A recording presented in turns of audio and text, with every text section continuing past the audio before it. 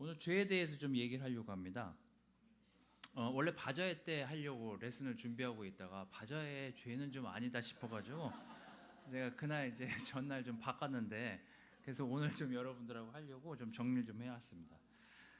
오늘 제목은요, 죄목이 아니라 제목. 발음이 이게 어렵네요. 제목은 죄를 알아야 은혜를 안다, 이런 제목으로 이렇게 정했습니다.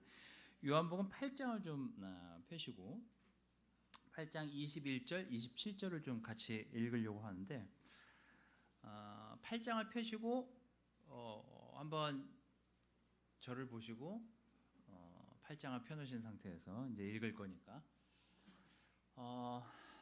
나는 죄를 져봤다. 나는 죄를 져봤다. 자, 나는 죄를 져본 적이 지금 손 안 든 사람 내가 다 봤어요. 자, 죄를 안 졌단 말이죠. 어떤 기준에서 죄를 안 졌다는 거죠? 손을 안 든 사람들은? 손 안 드신 분들만 얘기해 보세요. 내가 손 안 든 사람 봤으니까. 네? 형법상의 죄를 안 졌다? 좋은 대답입니다.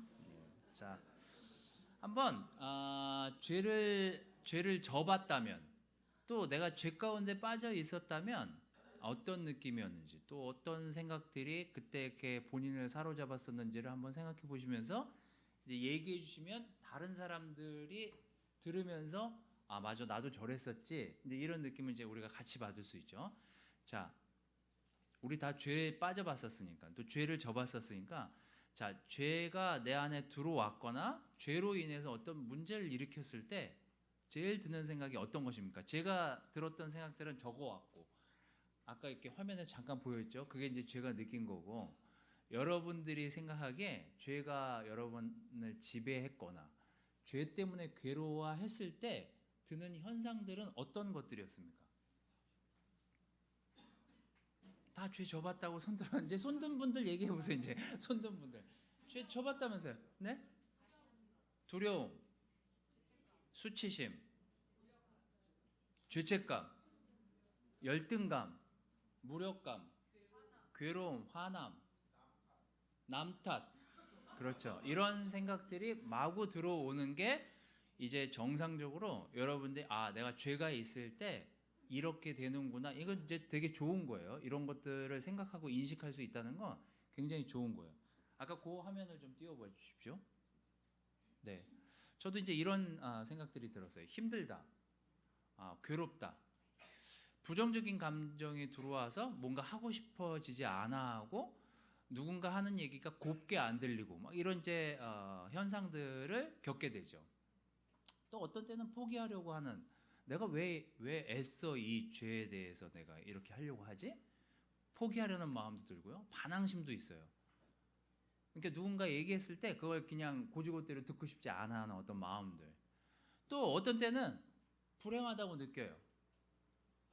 나는 역시 안 되나 봐, 이런 생각들이 굉장히 나를 이렇게 다운시키면서 굉장히 이게 나는 역시 행복한 삶을 살 수 없는 사람이야 라고 느끼게 이렇게 만드는 시간들이 바로 이 죄가 우리 안에 들어와서 해결이 되지 않은 상태에서 지속됐을 때 일어나는 현상들입니다. 아마 여러 사람들이, 또 여기 앉아 계신 분들이 이게 죄라고 느꼈을 때 공통적으로 드는, 여러분들이 아까 얘기한 그런 것들이 공통적으로 드는 느낌들과 현상들이, 우리는 이제 거기서 자유로워질 수가 없게 되는 거죠. 교회는 많은 문제들이 있고, 또 세상과 다른 기준으로 죄에 대한 기준을 바라보고 있기 때문에 이 얘기는, 또 이 레슨은 세상에 있는 사람들, 죄의 기준이 성경이 아닌 세상의 기준으로 사는 사람들과는 조금 다를 수 있습니다. 그래서 오늘 이렇게 들으시는 분들은 이게 말씀과 또 우리가 하나님을 믿는 사람들의 기준으로서의 죄에 대한 생각이라고 생각하시면서 이 레슨을 들으시면 도움이 되겠습니다. 이제 8장을 펴시고 말씀을 좀 읽으실 텐데요. 만약에 여러분들이 아까 제가 얘기한 이 죄에 대한 느낌과 또 여기 앉아 계신 분들이 죄가 들어오거나 죄가 아직 해결이 안 됐을 때 이런 느낌이 안 들던데, 근데 제가 볼 땐 심각한 거예요. 그게 그런 느낌이 든다는 건 심각한 거예요. 아무 감정도 없고 아무 느낌도 없다는 건 심각하다고 느껴야 되는데 심각하다고도 못 느낄 수 있는 거죠. 그래서 오늘 이렇게 이들이 하는 예수님과의 대화를 잘 듣고 죄에 대해서 우리가 정말 얼마나 알고 있고 죄를 어떻게 우리가 어떤 시각으로 보고 있는지를 좀 우리가 좀 다뤄보려고 합니다. 8장 21절에서 27절인데요. 한번 같이 좀 읽어보도록 하겠습니다. 여기 써왔는데 보이는 분들은 같이 읽으시면 되겠습니다. 자, 시작. 예수님은 그들에게 다시 말씀하셨다. 나는 떠나간다. 너희는 나를 찾다가 너희 죄 가운데서 죽을 것이다. 내가 가는 곳에는 너희가 올 수 없다. 그때 유대인들이 자기가 가는 곳에는 우리가 가지 못한다고 하니 이 사람이 자살이라도 하겠다는 건가 하자 예수님이 이렇게 말씀하셨다. 너희는 아래에서 났고 나는 위에서 났으며 너희는 이 세상에 속하였고 나는 이 세상에 속하지 않았다. 그래서 내가 너희는 너희 죄 가운데서 죽을 것이라고 말하였다. 만일 너희가 나를 그리스도로 믿지 않으면 너희가 정말 너희 죄 가운데서 죽을 것이다. 그때 그들이 도대체 당신은 누구요? 하고 물었다. 그래서 예수님이 이렇게 대답하셨다. 내가 누군지 처음부터 너희에게 말하지 않았느냐? 내가 너희에 대해서 할 말도 많고 판단할 것도 많지만 나를 보내신 분이 참되심으로 나는 그들에서 들은 것만 세상에 말한다. 그들은 예수님이 하나님 아버지에 대해서 말씀하셨다는 것을 깨닫지 못하였다. 죄는 교회 안에서 다루기 사실 굉장히 까다롭고 어렵습니다. 왜냐하면 누군가 저에게 죄를 얘기하고 제가 누군가에게 죄를 얘기했을 때 같은 상태이기 때문이죠. 뭐냐면 우린 다 죄인이기 때문에. 그래서 죄를 다루기가 굉장히 어렵습니다. 오늘 여기 나와 있는 유대인들과 예수님의 대화를 보면 유대인들은 예수님이 하시는 말씀을 또 예수님이 보라고 하는 것들을 제대로 보지 못한 상태에서 대화가 지속되고 있음을 볼 수 있죠. 예수님 앞에서 막 여러 가지 얘기를 하고 많은 시간을 공을 들여서 유대인들과 제사장들과 율법학자에게 많은 이야기들을 했지만 그들이 항상 되묻는 질문은 이거였어요. 도대체 당신이 누구냐고. 그래서 예수님을 잘 모르는 상태에서 우리가 이렇게 죄도 잘 인지 못하잖아요. 그럼 이제 엄청나게 헤매는 삶을 살게 되는 경우들을 이제 겪게 되는 거죠. 자, 오늘 죄를 우리가 어떻게 알고 죄에 대해서 우리는 어떤 생각들을 가지고 있는지를 알아야만 그 다음에 이제 은혜를 얘기할 수 있습니다. 그래서 우리가 이렇게 죄에 대해서 어떤 생각들, 어떤 판단들을 하고 있는지를 좀 여러분들하고 이야기하려고 하는데 첫 번째는 이제 이거예요. 첫 번째가 그 시각의 훼손 이렇게 정했습니다.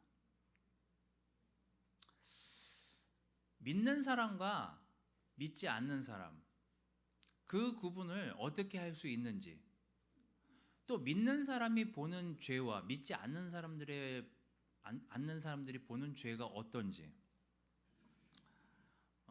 죄가 어떤 속성이 있는지를 잘 알고 있다면 우린 잘 대응할 수 있겠죠.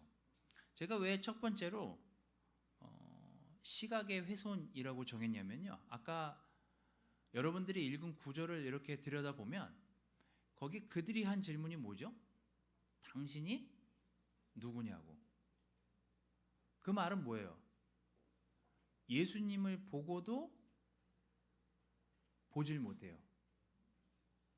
본질이 뭔지, 무엇을 얘기하려고 하는지, 그분이 어떤 분인지를 평생 몰라요. 이게 유대인들의 또 이 제사장들과 율법학자들, 바리새파 사람들이 예수님을 보면서 계속 질문을 해요.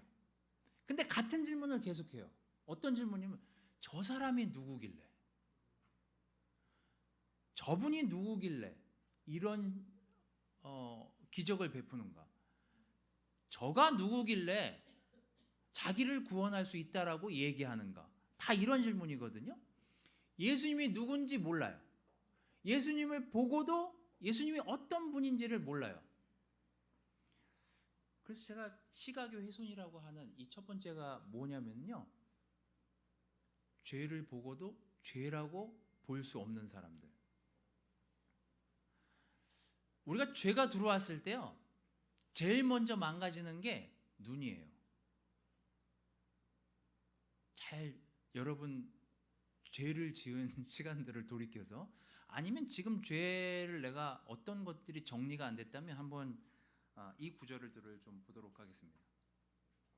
누가복음 11장 34절, 마태복음 6장 23절 다 같은 비슷한 구절들입니다. 근데 성경에 눈이라고 치고 찾아보면은요, 눈에 대해서 이런 구절들이 굉장히 많이 나와요. 누가복음 11장 34절에는요 이렇게 표현합니다. 눈은 몸의 등불이다. 만약 내 눈이 성하면 온 몸도 밝을 것이고 내 눈이 나쁘면 온 몸도 어두울 것이다. 눈이 나빠 보신 분들은 아실 거예요. 마태복음 6장 23절은 약간 다르게 표현합니다. 내 눈이 나쁘면 온 몸이 어두울 것이다. 만약 내 안에 있는 빛이 아주 사라져 버린다면 내 마음이 얼마나 어둡겠느냐. 죄가 들어오거나 죄가 우리 안에서 해결이 되지 않았을 때 첫 번째 일어나는 현상은요, 죄는 제일 먼저 우리의 눈을 왜곡시킵니다. 그래서 아까 제가 막 열거한 그런 일들이 일어나게 만들어요. 부정적이 되게 만들고요. 왜 내가 꼭 이걸 지켜야 되지? 왜 내가 꼭 이걸 해야 되지? 근데 그러면서 남들이 하는 이야기나 남들의 행동들이 별로 대수롭지 않게 느껴져요. 그리고 그 보는 눈도 바뀌어요. 자, 여기 같은 눈으로 다른 상황들을 만들어내는 두 장면이 있습니다. 한번 이 장면을 보면 좀 이해가 되겠죠. 아담과 하와가 죄를 졌어요. 그리고 그들이 첫 번째로 일어난 현상입니다. 창세기 3장 7절. 그러자 갑자기 그들의 눈이 밝아졌대요. 눈이 총명해졌대요. 근데 이 밝아졌다는 말 뒤에 뭐가 나오냐면 자기들이 벌거벗은 것을 알게 됐대요. 그래서 그들은 무화과 나무 잎을 엮어서 치마를 만들어 몸을 가렸어요. 같은 눈인데 왜 다르게 행동할까요? 이게 바로 아까 여러분들이 얘기하고 저가 얘기한 거랑 별반 다를 바가 없어요. 뭐예요? 하나님의 눈이 떠져 있을 때는요, 모든 것이 아름답고 모든 것이 거룩하고 모든 것이 좋아 보여요. 그런데 사탄의 꾀임에 넘어가서 죄의 눈을 뜨게 시작했을 때는요, 모든 게 바뀌어요. 모든 게 가려지고 모든 게 뒤바뀐 상태로 판단을 해요. 왜 가렸을까요? 왜 가렸을까요? 수치심 때문에. 창피하다고 느꼈으니까요. 부끄럽다고 생각이 들었으니까요. 같은 눈이지만 다른 행동을 해요. 허겁지겁 숨기 바빠요. 죄가 그래요. 우리가 죄를 죄로 바라보지 않으면 일어나는 현상들이에요. 그래서 죄를 졌을 때, 또 이게 죄라는 생각이 들었을 때 우리가 그런 것들을 하나님의 눈으로 보려고 하지 않으면 자꾸 왜곡된 눈으로 자꾸 다른 것들을 보게 되죠.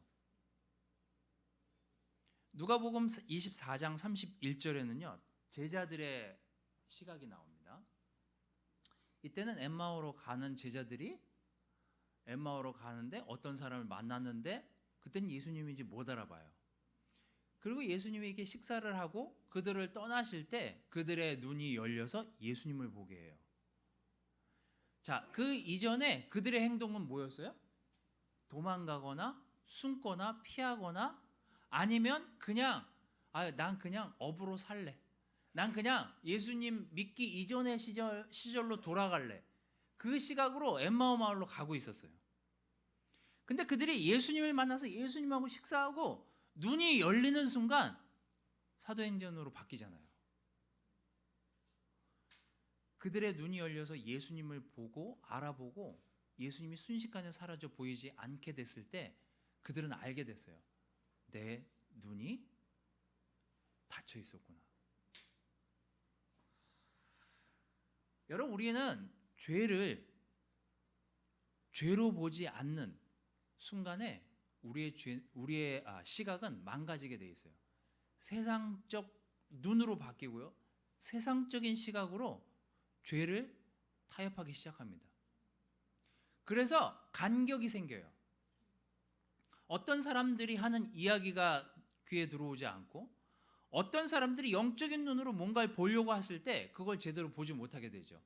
그래서 어떤 일들이 일어나요? 다툼이 일어나는 거죠. 싸움이 일어나고. 왜? 다른 눈이니까. 그래서 우리가 오늘 우리 마음을 제대로 들여다볼 수 있는 눈을 가졌다면, 다른 사람의 어떤 이야기에 귀를 기울이면서 그 사람을 영적인 눈으로 볼 수 있다면 우리의 눈이 열려서 예수님을 보게 될 거예요.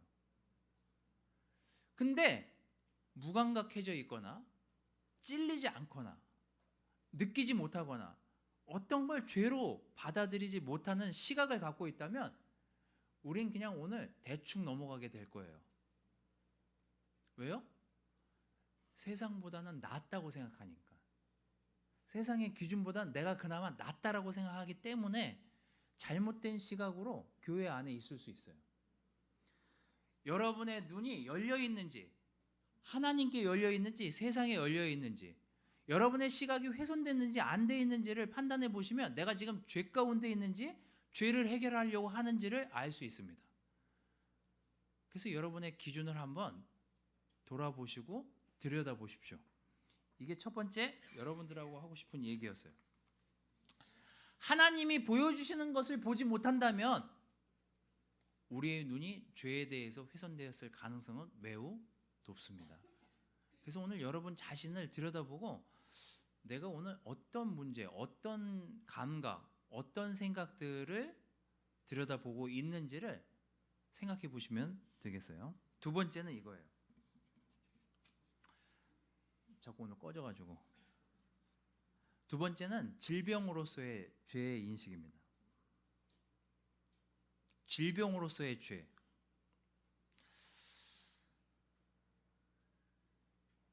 제가 지난주 주중 예배 때 박정동 형제가 이렇게 설교할 때 앉아 있다가 다시 이렇게 고개를 끄덕끄덕 하면서 느낀 게 있어요. 그날도 죄에 대해서 얘기를 했거든요. 주중 모임에 나오신 분들은 아시겠지만 유대인에 대한 얘기지만 결국 우리에 대한 이야기였어요.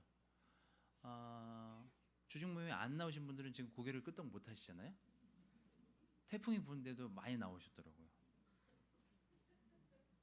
자, 그때 그 박찬동 형제가 그런 얘기를 했어요. 우리가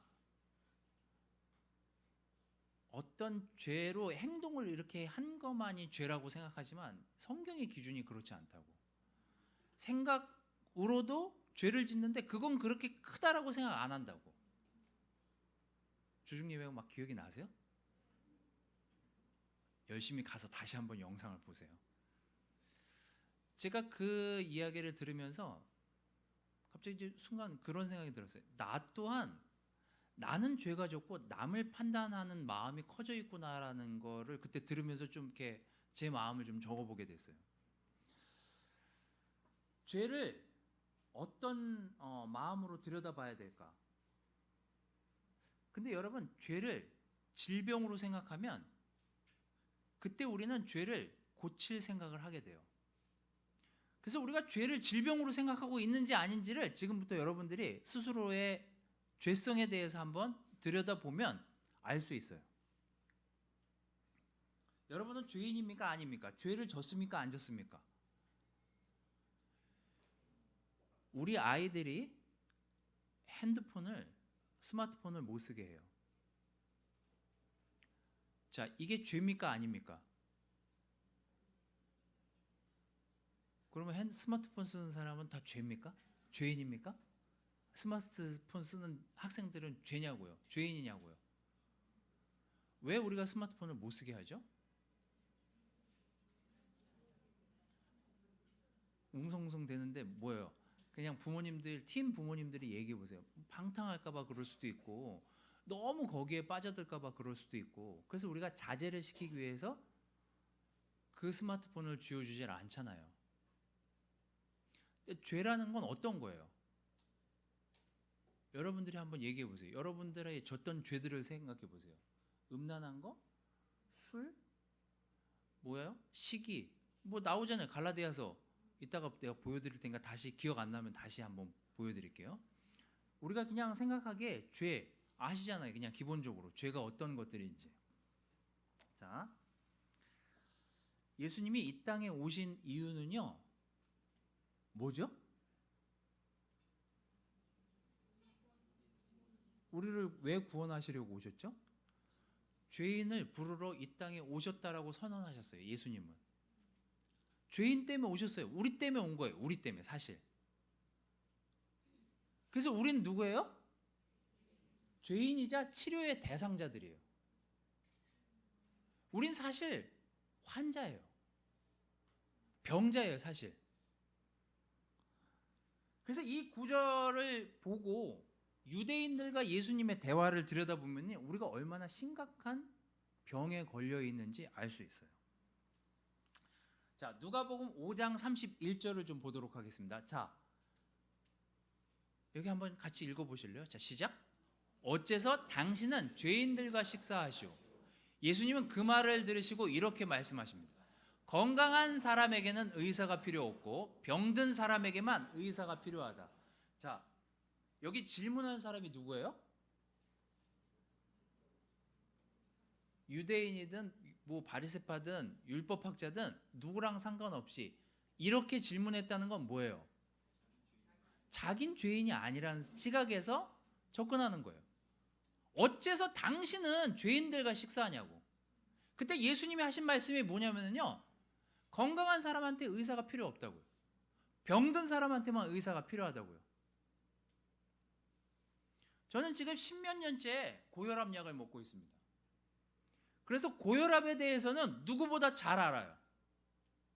어떤 음식을 먹어야 되고 어떤 걸 먹지 말아야 되고 어떤 치료를 받아야 되고 어떤 의사를 만나서 어떤 환경에 놓여져야 되는지를 적어도 고혈압이 안 걸린 사람보다는 훨씬 더 인식하면서 살고 있어요. 우리 각자 죄성이 다 틀려요. 제가 만나본 형제들도요, 어떤 사람은 엄청 강해요. 근데 유독 강한데 어떤 거엔 약해요. 어떤 사람은 음란한 거에 엄청 강한데 매일 술을 먹어요. 어떤 사람은 음주에 대해서 매우 강한데 막 도둑질을 해요. 어떤 사람은 괜찮아요. 뭐 음란한 것도 괜찮고 음주하는 것도 괜찮고 다 괜찮아요. 근데 시기심이 계속 일어나요. 근데 그것도 죄라고 나오거든요. 화내는 거요? 우리 다 죄인이에요. 빠져나갈 수가 없어요. 우린 다 어느 포인트엔가는 죄가 있어요. 다만 다를 뿐이에요. 병명이 달라요. 그래서 한번 여기 보십시오. 성령의 9가지 열매는요, 우리가 치료가 됐을 때 일어나는 일들이고, 자, 오른쪽 걸 보십시오. 음행에 약한 사람들이 있어요. 우상숭배, 술수, 분냄, 화내는 거, 막 남 디바이드 시키는 거, 남 막 이간질하는 거, 여기 가서 저 말하고 저기 가서 딴 말하고 여기 가서 착한 척하고 저기 가서 착한 척하는데 들어보면 쟤만 나쁜 놈이야. 그런 사람이 있어요. 유독 사람한테 포커스가 되다 보니까요, 사람 분위기에 맞춰가지고 사람 기분에 맞추다 보니까 자기가 무슨 문제가 있는지 몰라요. 여기 가서 이 말하고 저기 가서 저 말하고. 다 죄래요. 다 병이래요. 그게 술 취하는 거 병이래요. 방탕하는 거 병이래요. 이런 것들이 다 병명이에요. 교회 안에서 일어나는 병들이에요. 그럼 뭐예요? 그 병을 관리해야죠. 남이 좀 잘 되면 계속 열받아요. 기쁘지가 않아요. 남은 돈 잘 버는데 왜 나는 이렇게 거지같이 살지? 기쁘지가 않아요. 저 사람이 저렇게 말을 잘하는데 나에게 말주변이 없지? 그것도 기분 나빠요. 그것도 병이에요. 그냥 사소한 일에도 화가 나요. 그거 병이에요. 사소한 일에 막 짜증을 내요. 그거 병이라니까요. 근데 우리는 그걸 죄, 병이라고 인식을 안 해요.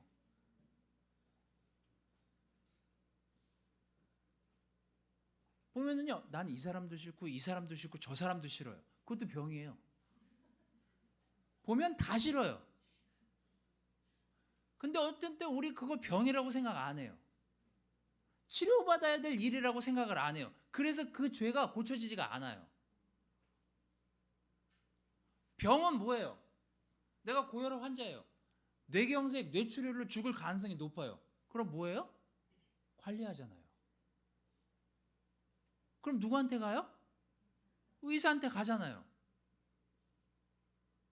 제가 어제도 형제들이랑 같이 밥 먹는데 누가 저보고 뇌출혈 조심해라, 뇌경색 조심해라 막 저한테 막 얘기를 하고 자기는 기도할 때 숨을 핥아거린대요. 숨이 차대요, 기도할 때. 나는 더 이상해요. 너 병원에 가봐라. 같이 밥 먹던 형제도 그렇게 했어요. 그렇게 얘기했어요. 형이 병원 가봐야 될 것 같다고. 그리고 자기도 막 이렇게 막 저 탄천에 이렇게 내려갔거든요. 밥 먹고 소화시킨다고 내려가면서 화장실을 자주 가면서 그래요. 나 정말 병이 있나 봐. 근데 병원은 안 가요. 근데 무슨 병이 있는지도 몰라. 그게 더 심각한 거 아니냐고요. 전 최소한 약이라도 먹잖아요. 죄라는 게 그래요. 이제 어렸을 때 우리가 애들한테 하라 하지 마라의 수준이 아니에요. 그냥 성인병처럼 우리 안에 죄성이 있어요. 그건 고쳐야 돼요. 하지만 어떻게 고쳐요? 뭘 알아야 고치죠. 내가 어느 병이 있는지 누구한테 얘기를 하고 물어보고 그 죄가, 그 병이 얼마나 깊은지를 알아야 고치고 도움을 받죠. 그래서 죄를 자꾸 내가 이런 병이 있어, 나 이런 질병이 있어, 그걸 말하지 못하잖아요. 그럼 못 고치는 거예요. 평생 그 병에 시달리다 그 병 때문에 죽는 거예요.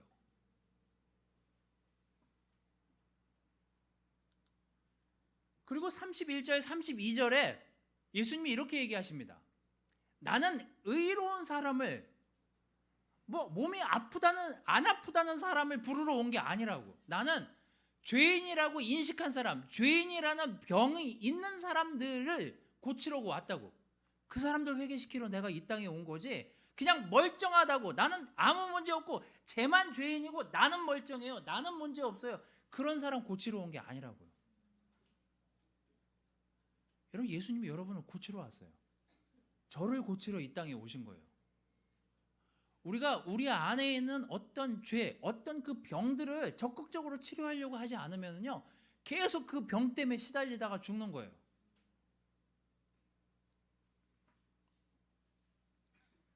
여러분, 우리가 이 죄에 대해서 저 사람이 문제고 저 사람은 그 죄가 큰 거 같고 그게 문제가 아니라 내가 어떤 병이 있고 내가 그 병을 적극적으로 치료하기 위해서 나는 어떤 조치를 취하고 있는지를 생각하지 않으면요, 우린 서로 못 고쳐요.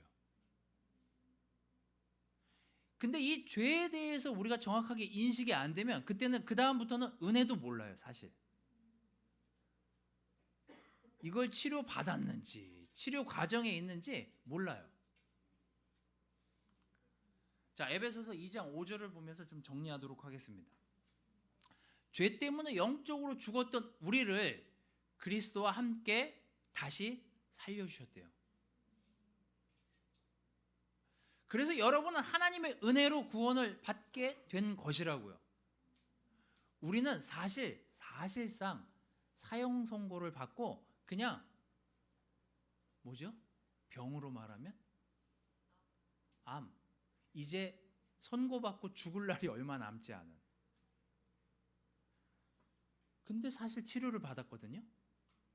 근데 암이 재발하잖아요. 병이라는 게 재발하잖아요. 제가 혈압 관리 안 하고 3일만 약을 안 먹어도요, 혈압이 바로 올라가요. 그래서 우리의 병이 적극적으로 치료를 받으려고 하지 않으면요, 우리는 우리 스스로를 죽이는 삶을 살게 되는 거예요.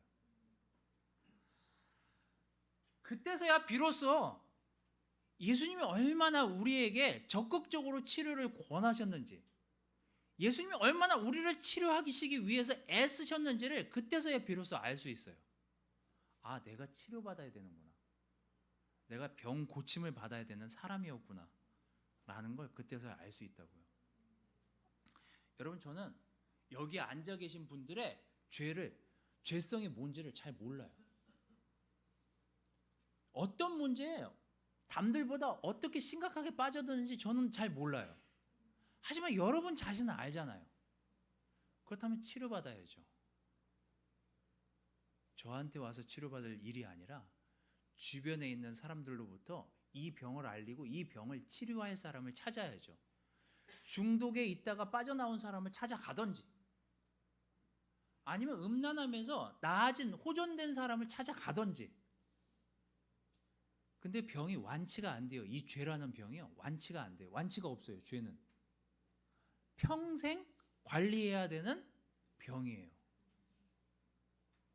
그래서 우리의 죄가 관리가 돼야 돼요. 여러분, 저는 여러분들에게 은혜를 말하기 전에 우리가 죄에 대한 인식을 어떻게 하고 있는지를 알려드리고 싶었어요. 내 눈이 정말 영적인 눈으로 죄들을 보고 있는지 안 보고 있는지를 판단한다면 내가 지금 죄 가운데서 살고 있는지 아닌지를 쉽게 알 수 있어요. 쉽게 판별이 가능해요. 또 다른 사람이 죄 가운데 살고 있는지 아닌지 또한 잘 볼 수 있어요. 근데 내 눈도 안 좋아지고 상대방 눈도 안 좋아지잖아요. 그러면 세상 눈으로 서로 보고 있기 때문에요, 이거는 영적인 눈으로 서로를 볼 수 없게 만들어요. 눈뜬 장님 되는 거예요. 두 번째, 우리가 그걸 병으로 인식하고 그 병을 고치려고 적극적으로 나서지 않으면요, 우린 심각한 병에 시달리다 죽는 거예요. 우리의 영혼이 메말라 죽든지 암처럼 다시 재발해서 죽든지. 여러분, 죄는 심각해요. 한번 파고 들어와서 이 병이 회복이 안 되잖아요. 아주 심각합니다. 나중엔 점점 치료가 힘들어져요. 근데 지금 치료 받을 수 있어요. 치료할 수 있어요. 왜요? 예수님이 계시니까요. 예수님이 그것 때문에 오셨으니까요. 그렇다면 여러분, 적극적으로 치료를 받으세요. 우리에게 영적인 의사가 있음에 감사하고, 그 의사가 보내신 영적인 사람들이 있음에 감사하십시오. 제가 주일학교 선생님들하고 오전에 이렇게 말씀을 나누면서 주일학교 선생님들한테 너무 감사했어요. 아이들을 그렇게 케어하기 위해서 준비하고, 또 어셔를 하기 위해서, 봉사를 하기 위해서 나와서 마음을 준비하고 정말 이렇게 자신의 삶을 바꿔서 뭔가 다른 사람들에게 도움이 되고자 애쓰는 사람들이 여기 있잖아요. 여러분, 이 두 가지를 기억하시면서 여러분 스스로를 들여다보세요. 내가 지금 어떤 시각으로 나를 보고 세상을 보고 있는지, 나한테 어떤 질병이 있는지, 어떤 죄성이 있는지를 보고 내가 그걸 적극적으로 고쳐나가기 위해서 나는 어떤 도움을 받고 있는지를 생각해 보신다면 우리는 죄를 다룰 수 있어요. 그래서 여러분, 죄로부터 벗어나고 죄로부터 자유로워져서 은혜가 내 삶에 풍성해져서 더 많이 감사하고 더 많이 기쁨을 누리고 더 많이 행복한 삶을 사는 그런 분당교회 형제자매들이 됐으면 감사하겠습니다. 말씀을